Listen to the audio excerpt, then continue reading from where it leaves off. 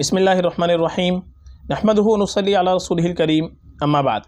मुहतरम नाज़रीन किराम, एक साहब मोहसिन सैयद, इनका सवाल है अस्सलामु अलैकुम, मर्ज़िया ये नाम रखना कैसा है, इसके बारे में बताएं।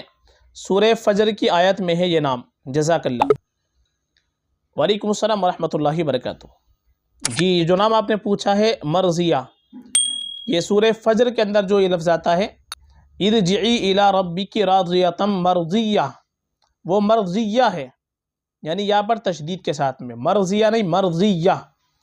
और उसके जो माना आते हैं, उसके माना आते हैं पसंदीदा। तो मर्ज़िया नाम ये बिल्कुल हम रख सकते हैं, माना के अतबार से अच्छा नाम है, पसंदीदा ये इसके माना आते हैं। तो मर्ज़िया नाम रखा जा सकता है, कोई ख़राबी नहीं है, ये नाम रख सकते हैं। बेहतर हमारे लिए है कि अपनी बच्ची का नाम रखें तो सहाबियात रिज़वानुल्लाहि अलैहिन अजमईन के नामों पर नाम रख लें, अज़वाज मुतहरात के नामों पर नाम रखें, जो नेक ख़ातिन गुज़री हैं उनके नामों पर नाम रखें, ये और बेहतर होता है, बाइस बरकत होता है।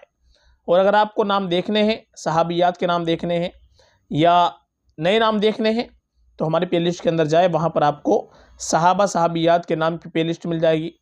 या लेटर वाइज नाम देखने हैं, मसलन ए लेटर से, बी लेटर से, सी लेटर से, कोई भी ए से लेकर जेड तक, तो वहाँ पर भी आपको ए से जेड तक हर तरह के बॉय एंड गर्ल नेम आपको मिल जाएंगे, और प्ले लिस्ट बनी हुई है बाकायदा उसकी भी। और नए नाम देखने तो वो भी आपको मिल जाएंगे हमारे प्ले लिस्ट के अंदर, वहाँ पर आप देख सकते हैं। बाकी मर्ज़िया नाम ये रखा जा सकता है, माना के एतबार से सही नाम है, कोई ख़राबी नहीं है। फ़कत वल्लाहु आलम।